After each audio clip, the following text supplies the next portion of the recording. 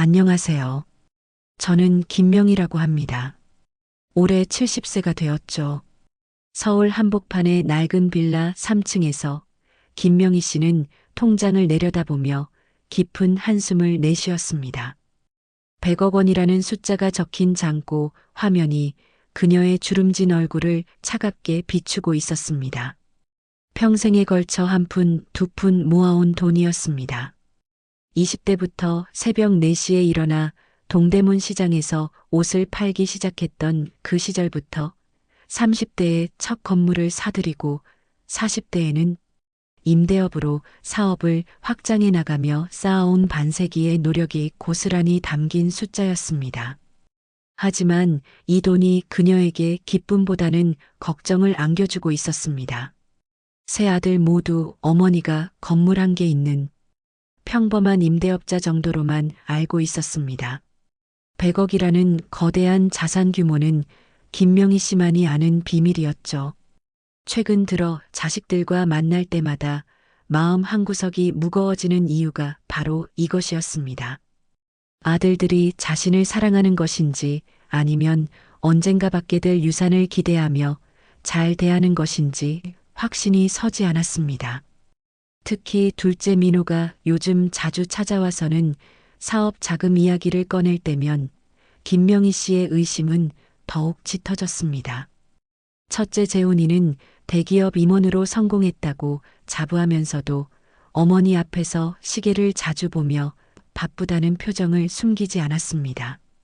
반면 셋째 경수는 실직 상태임에도 빈손으로 오지 않고 과일이라도 꼭 사와서 어머니 안부부터 묻곤 했습니다. 김명희 씨는 창밖을 바라보며 깊은 생각에 잠기셨습니다. 저녁 노을이 빌라 창문을 붉게 물들이고 있었습니다. 수십 년간 이런 평범한 풍경을 보며 살아왔지만 오늘은 특별히 쓸쓸해 보였습니다. 그때 문득 한 가지 생각이 스쳤습니다. 위험하지만 확실한 방법이었습니다. 내가 정말로 모든 것을 잃었다고 하면 누가 끝까지 내 편에 설까? 김명희 씨는 일어나 옷장 깊숙한 곳을 뒤지셨습니다.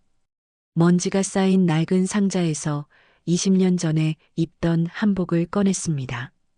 빛이 바래고 여기저기 실밥이 튀어나온 옷이었죠. 그 위에 해진 검정 코트까지 걸치고 거울을 보니 평소의 단정한 모습과는 완전히 달라 보였습니다. 화장대에서 파우더를 털어내고 입술색도 지우셨습니다. 머리카락을 헝클어뜨리고 등을 약간 구부려 보니 정말로 모든 것을 잃은 초라한 노인의 모습이 완성되었습니다. 김명희 씨는 거울 속 자신을 바라보며 씁쓸하게 웃으셨습니다. 자식들을 의심하는 자신이 밉기도 했지만 진실을 알아야 마음 편히 유산을 정리할 수 있을 것 같았습니다. 그녀는 낡은 가방에 몇 가지 생필품만 넣고 집을 나서셨습니다. 첫 번째 목적지는 첫째 아들 재훈의 집이었습니다. 강남으로 향하는 택시 안에서 김명희 씨는 차창 밖으로 빠르게 스쳐 지나가는 화려한 빌딩들을 무감각하게 바라보았습니다. 그녀의 심장은 쇳덩이라도 매단 듯 무겁게 가라앉고 있었습니다. 김재훈, 그녀의 첫 번째 자랑이자 가장 큰 희망이었던 아들. 가난했던 시절 시장 좌판에서 언손을 불어가며 번 돈으로 재훈의 학원비를 대던 기억이 아직도 생생했습니다. 우리 재훈이는 꼭 성공해야 한다. 그리고 아들은 그 기대를 저버리지 않고 명문대를 나와 대기업의 최연소 임원이 되었습니다. 하지만 성공의 높이만큼 모자간의 거리는 멀어져 갔습니다. 재훈과의 관계는 언제부턴가 의무와 형식만이 남았습니다. 명절과 생신에 찾아와 값비싼 선물을 안기고 두둑한 용돈 봉투를 건네는 것이 아들 역할의 전부였습니다. 며느리 수진 역시 마찬가지였습니다. 그녀는 흠잡을 데 없이 예의를 차렸지만 그 예의 바름 속에는 늘 투명한 유리벽이 느껴졌습니다. 한 번도 살갑게 속내를 터놓은 적이 없었고 그녀가 시어머니에게 보이는 관심은 오직 남편의 성공에 흠이 되지 않을 정도의 도리를 지키는 수준에 머물렀습니다. 택시가 대치동의 초고층 주상복합단지 앞에 멈춰 섰습니다. 김명희 씨는 애써 구긴 허리를 펴며 차에서 내렸습니다. 그래도 내 아들인데, 내가 낳은 맏아들인데, 마음 한편에서는 설마 하는 작은 희망의 불씨가 꺼질 듯 깜빡였다. 내가 정말 망했다고, 오갈 데 없는 거지가 되었다고 하면 재훈이는 어떤 얼굴을 할까? 이 위험한 질문에 대한 답을 확인해야 한다는 두려움이 심장을 옥죄어 왔습니다. 로비를 지키던 경비원이 그녀의 남루한 행색을 위아래로 훑어보며 노골적으로 경계의 눈빛을 보냈습니다. 김명희 씨는 주눅이 들었지만 50평이 넘는 최고층 펜트하우스로 향하는 엘리베이터에 몸을 실었습니다. 화려한 금장 버튼을 누르는 손가락이 미세하게 떨렸습니다. 띵 마이너스 하는 소리와 함께 문이 열리고 마침내 그녀는 아들의 현관문 앞에 섰습니다. 초인종을 누르자 인터폰 너머로 며느리 수진의 날카로운 목소리가 들렸습니다. 누구세요? 김명희 씨가 간신히 목소리를 쥐어짜며 대답했습니다. 나다, 엄마. 라고 대답하자 잠시 정적이 흘렀습니다. 이윽고 현관문이 열리고 수진의 얼굴이 눈앞에 나타났습니다. 그녀의 표정은 놀라움을 넘어선 경악 그 자체였습니다. 마치 집 앞에 있어서는 안 될 불결한 무언가를 마주한 듯 그녀의 눈동자가 싸늘하게 굳었습니다. 시어머니의 초라한 행색을 본 순간이었습니다. 거실로 들어서자 최고급 가죽 소파에 앉아 노트북을 두드리던 재훈이 고개를 들었습니다. 평소에 단정하고 깔끔한 어머니의 모습과는 너무나 다른 모습에 그의 눈썹이 꿈틀하며 찌푸려졌습니다. 김명희 씨는 가슴이 철렁 내려앉는 것을 느꼈지만 이제 돌이킬 수 없었습니다. 그녀는 금방이라도 쓰러질 것처럼 아들의 이름을 불렀습니다. 재훈아, 나 망했다. 완전히 망했어. 목소리가 갈라져 나왔습니다. 재훈과 수진의 시선이 그녀에게로 날카롭게 향했습니다. 보증을 잘못 써서 평생 모은 건물이고 땅이고 하룻밤 사이에 다 날아갔습니다. 이제 길에 나앉게 생겼어. 정말이다. 나 이제 아무것도 없어. 재훈의 얼굴이 순간적으로 굳어지다 못해 분노로 일그러졌습니다. 그는 소파에서 벌떡 일어나 자신의 머리를 쥐어뜯으며 고함을 질렀습니다. 보증을 왜 서셨어요? 내가 세상에서 제일 위험한 거라고, 절대 남의 말 믿지 마시라고 몇 번이나 말씀드렸어요. 도대체 내 얼굴에 똥칠을 하려고 작정한 거야? 김명희 씨가 미안하다는 말과 함께 갈 곳이 없어 찾아왔다고, 당장 먹고 살 길이 막막하다고 흐느끼자 재훈은 아내 수진과 눈을 마주쳤습니다. 그들 사이에 번개처럼 무언의 대화가 오갔습니다. 먼저 포문을 연 것은 며느리 수진이었습니다. 그녀는 팔짱을 끼고 한 걸음 앞으로 나서며 차갑게 말했습니다. 어머님, 저희도 힘든 거 아시잖아요. 말만 대기업 임원이지 나가는 돈이 얼마인데요. 준서, 예은이 곧 유학 보내야 해요. 그 돈은 땅 파서 나옵니까? 수진은 한숨을 쉬며 말했습니다. 그리고 솔직히 말씀드릴게요. 어머님 모시고 살면 이 집 분위기는 어떡하고요? 애들 한창 예민할 시기인데 공부에 방해만 돼요. 저희도 저희 생활이 있는 사람들이에요. 재훈은 아내의 말이 끝나기 무섭게 고개를 끄덕이며 말을 이었습니다. 그는 어머니를 똑바로 쳐다보며 말했습니다. 엄마, 집사람 말이 맞아요. 그리고 나도 제 사회적 지위라는 게 있는데 갑자기 엄마가 이런 모습으로 나타나면 회사 사람들이 뭐라고 생각하겠어. 내 앞길에 재 뿌리시는 거나 마찬가지예요. 그들의 말은 비수가 되어 김명희 씨의 심장에 박혔습니다. 결국 그들이 머리를 맞대고 제시한 해결책은 경악스러웠습니다. 며느리 수진이가 말했어요. 일단 저희가 보증금 없는 고시원 방 하나 알아봐 드릴게요. 그리고 생활비는 저희도 빠듯하니 한 달에 50만 원 정도 보내드릴 수 있겠네요. 수진이 마치 큰 선심이라도 쓰는 듯 말했습니다. 내 아들 재훈이는 조건을 덧붙였습니다. 엄마, 그것도 계속은 힘들고 일단 몇 개월 동안만 해드릴게요. 그 안에 어떻게든 엄마가 방법을 찾아보세요. 엄마가 우리 집에 함께 사는 건 애들 교육상으로도 절대 안 돼요. 김명희 씨는 아무 말 없이 핏기 없는 입술을 달싹이다 그저 고개만 끄덕였습니다. 눈물조차 흐르지 않았습니다. 50년 동안 애지중지 키운 첫째 아들과 며느리가 자신에게 하는 말이라고는 도저히 믿기 어려웠습니다. 화려하지만 온기라고는 찾아볼 수 없는 아들의 집 거실 한복판에서 그녀는 가슴 깊은 곳에서 무언가 단단히 얼어붙으며 산산조각 나는 것을 똑똑히 느끼고 있었습니다. 가슴 깊은 곳에서 무언가가 서늘하게 식어가는 것을 느꼈습니다. 김명희 씨는 집에 돌아와서 첫째 아들에 대한 상처를 딛고 몸을 추스렸습니다. 일주일 후 김명희 씨는 둘째 아들 민호의 사무실을 찾아갔습니다.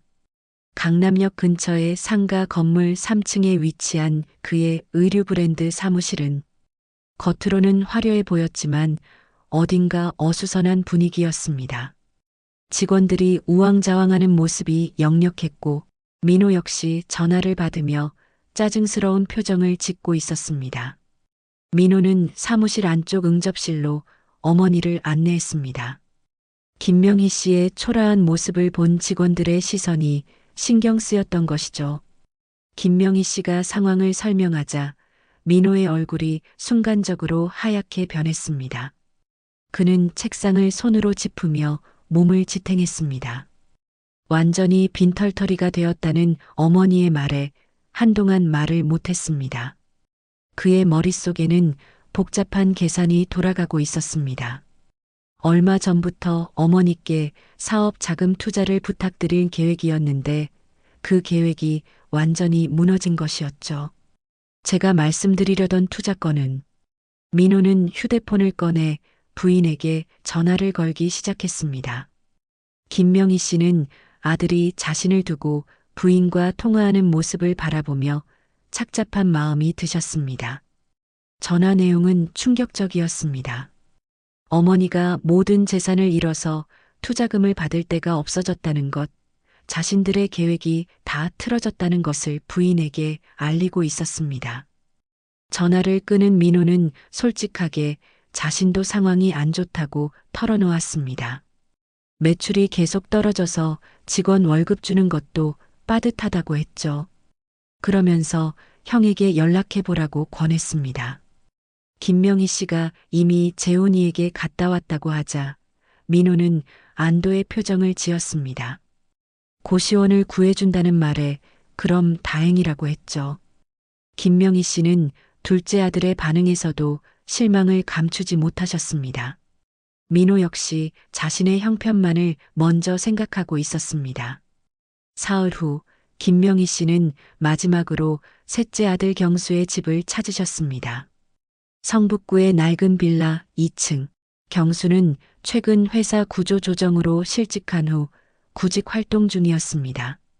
좁은 계단을 올라 벨을 누르자 경수가 직접 문을 열었습니다. 평상복 차림의 그가 어머니의 모습을 보자마자 표정이 놀라움에서 걱정으로 바뀌었습니다. 경수는 즉시 어머니의 손을 잡고 안으로 모셨습니다. 20평도 안 되는 작은 집이었지만 깔끔하게 정리되어 있었습니다. 며느리 미경이 부엌에서 나와 급히 슬리퍼를 가져왔습니다. 경수는 어머니 옆에 앉으며 조심스럽게 무슨 일인지 물었습니다. 김명희 씨는 두 아들과는 다른 분위기를 느끼며 똑같은 이야기를 시작했습니다. 건물들을 다 날렸다고, 보증을 잘못 써서 모든 것을 잃었다고 말씀하셨죠. 경수의 표정이 심각해졌습니다. 하지만 그는 당황하기보다는 어머니의 상황부터 파악하려 했습니다. 천천히 말씀해 보라고 하며 상황을 듣고 나서는 즉시 대답했습니다. 걱정하지 마세요. 저희 집이 좁긴 하지만 함께 사세요. 너희들도 지금 힘든데 나까지 널 힘들게 해서 미안하구나. 엄마가 더 중요해요. 경수는 어머니가 더 중요하다고 했습니다. 빨리 일자리를 구해서 어머니 생활비도 책임지겠다고 말했어요. 며느리 미경이도 고개를 끄덕이며 동의했습니다. 가족이 어려울 때 함께 있어야 한다고, 집은 좁아도 마음만큼은 넓다고 말했습니다. 경수가 어머니의 손을 꼭 잡으며 말했습니다. 돈은 다시 벌 수 있지만 가장 중요한 건 가족이 함께 있는 거라고요. 그 순간 김명희 씨의 눈가에 눈물이 맺혔습니다. 두 형들과는 전혀 다른 반응이었습니다. 경수와 미경에게는 어머니의 경제적 상황보다 어머니 자체가 더 소중해 보였습니다. 그날 저녁 김명희 씨는 경순의 작은 방에서 첫날 밤을 보내셨습니다. 좁은 집이었지만 두 아들의 집에서 느꼈던 냉랭함과는 달리 이곳에는 진정한 가족의 온기가 있었습니다. 김명희 씨는 경순의 집에서 일주일을 지내며 아들 가족의 진심을 확인할 수 있었습니다. 경수는 매일 아침 일찍 일어나 구직 활동을 나서면서도 어머니 안부부터 물었습니다. 미경은 좁은 부엌에서도 어머니가 좋아하는 음식을 정성껏 준비했습니다. 김치찌개에 두부를 넣어 단백질을 보충하고 나물 반찬도 여러 가지 만들어 놓았습니다. 어머니가 입맛 없어 하실까봐 걱정하면서도 가족이니까 당연하다고 말했습니다. 반면 재훈과 민호는 일주일 동안 단 한 번의 안부 전화도 없었습니다. 김명희 씨는 그 사실이 가장 마음 아팠습니다. 첫날 만났을 때의 차가운 반응이 진심이었음을 확인하는 순간이었죠. 경수는 구직 활동이 쉽지 않은 상황에서도 절대 짜증을 내거나 어머니께 부담을 주지 않았습니다. 오히려 면접에서 떨어져도 돌아와서는 어머니를 웃게 만들려고 노력했습니다. 어느 날 경수가 면접에서 있었던 일을 이야기했습니다. 면접관이 가장 소중한 게 뭐냐고 물어서 주저하지 않고 가족이라고 대답했다고 했죠. 그랬더니 구체적으로 설명해 보라고 해서 지금 어머니와 함께 살고 있는 이야기를 했다고 했습니다. 김명희 씨는 아들의 말에 가슴이 뭉클해지셨습니다. 진실을 고백하다. 일주일이 지난 저녁 김명희 씨는 더 이상 거짓말을 이어갈 수 없다고 생각하셨습니다. 경수와 미경의 진심을 확인한 이상 더 이상 그들을 속일 수는 없었습니다. 저녁 식사 후 세 사람이 거실에 앉아 있을 때 김명희 씨가 입을 여셨습니다.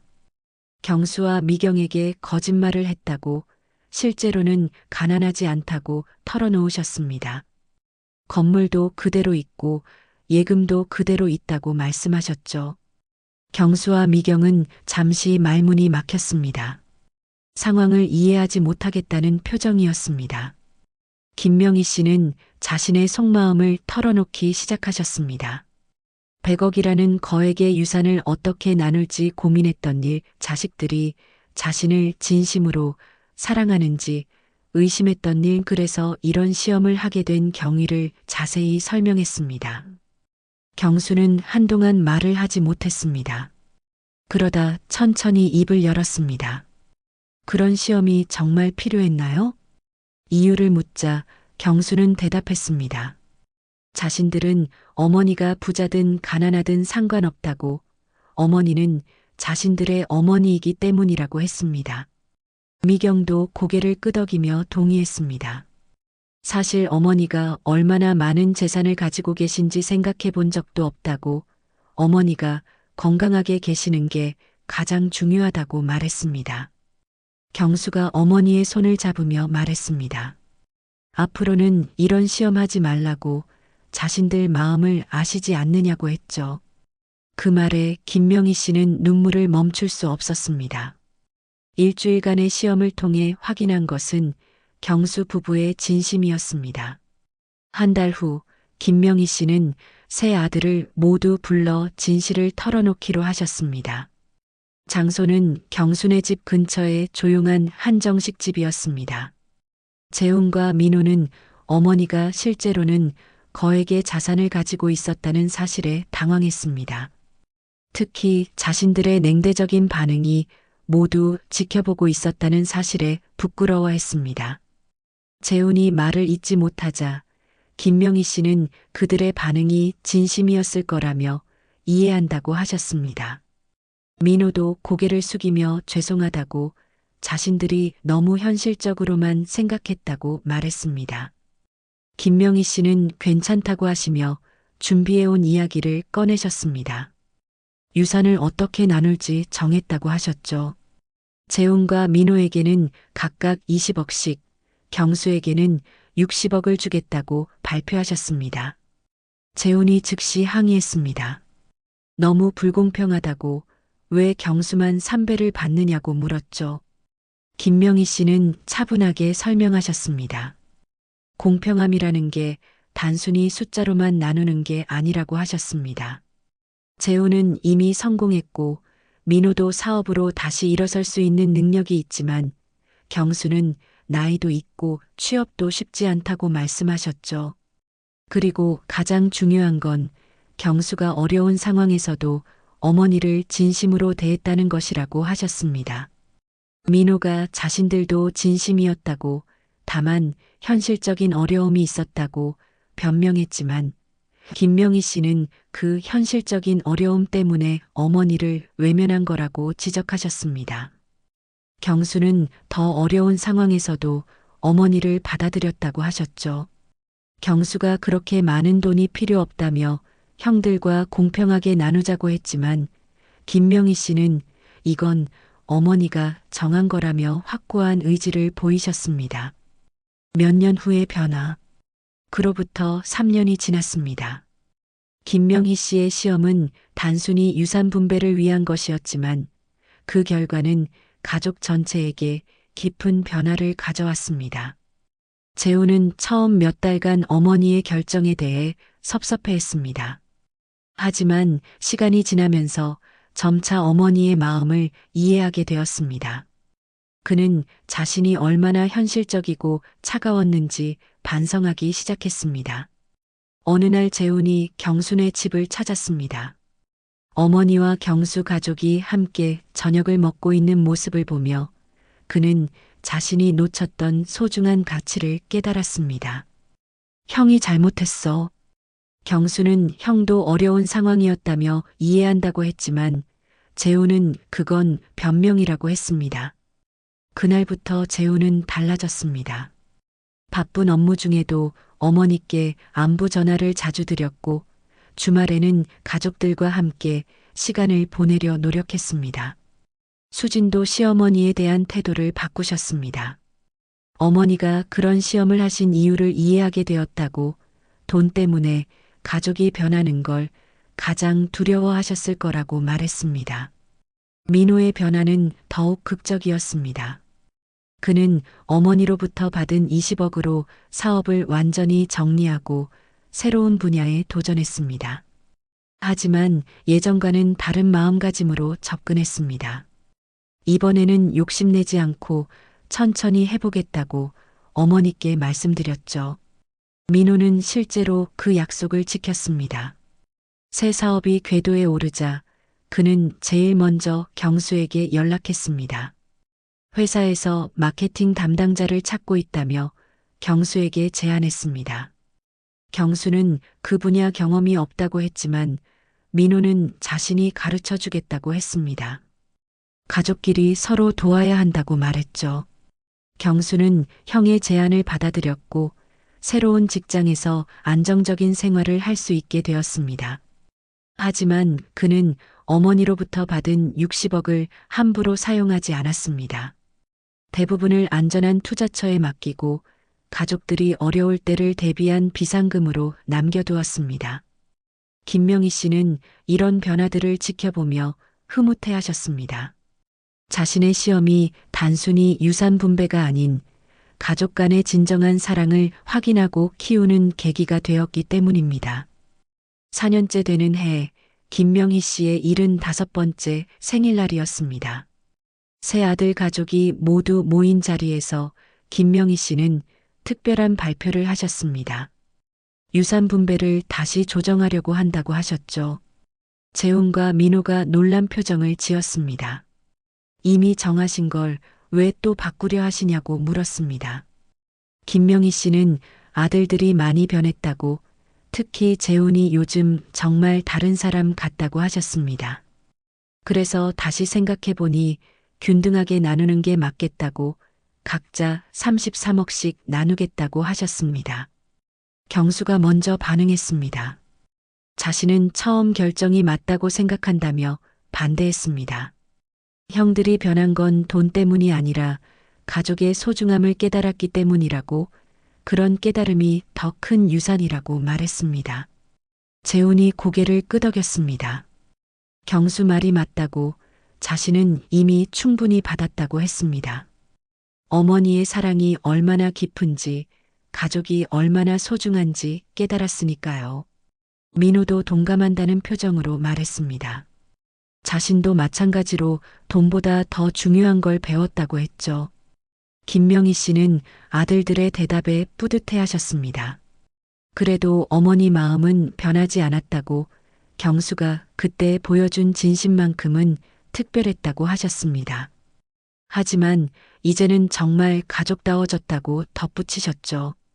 김명희 씨가 80세가 되던 해, 그녀는 세 아들과 함께 처음으로 해외여행을 떠나셨습니다.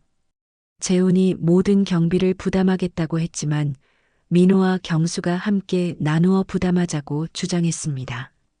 형 혼자 부담하는 게 아니라고, 자신들도 어머니를 모시고 싶다고 했죠. 제주도 한 리조트에서 가족들이 모두 모여 앉아 있을 때 김명희 씨는 10년 전을 회상하셨습니다. 그때 엄마가 거지 행색을 하고 다녔던 거 기억나니? 재훈이 웃으며 대답했습니다. 물론 기억한다고, 자신들 인생의 전환점이었다고 했습니다. 민호도 그때는 정말 당황스러웠다고, 어머니가 갑자기 그런 모습으로 나타나서 기절할 뻔했다고 웃으며 말했습니다. 김명희 씨는 아들들의 반응이 다 달라서 많이 배웠다고 하셨습니다. 특히 경수에게 고마웠다고, 아무것도 없는 어머니를 그렇게 받아들여줘서 정말 고마웠다고 말씀하셨죠. 경수는 그때도 말씀드렸지만 당연한 거였다고 대답했습니다. 김명희 씨는 그 당연함이 얼마나 어려운 건지 이제 안다고 하셨습니다. 미경이 어머니의 어깨를 토닥이며 말했습니다. 그때 일로 가족이 더 단단해진 것 같다고 했죠. 재훈의 아내 수진도 고개를 끄덕이며 이제는 정말로 서로를 믿고 의지할 수 있다고 동의했습니다. 김명희 씨는 손자 손녀들을 바라보며 미소 지으셨습니다.